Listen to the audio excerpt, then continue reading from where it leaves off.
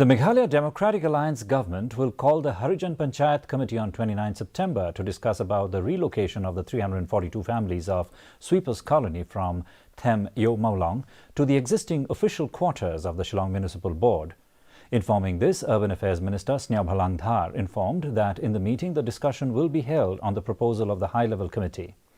The committee has decided to construct flats in over 2 acres of land, which will have 12 blocks for accommodating all the 342 families, as the Urban Affairs Department is preparing the DPR of it.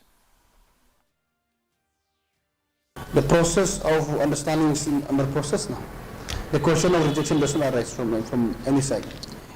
When everything falls into place, that is the same for sanction, for construction.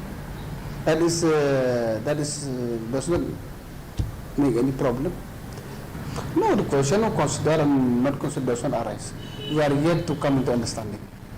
Maybe there is some condition we have to accept. Maybe there is some condition we have to remove. That is always the process of dialogue.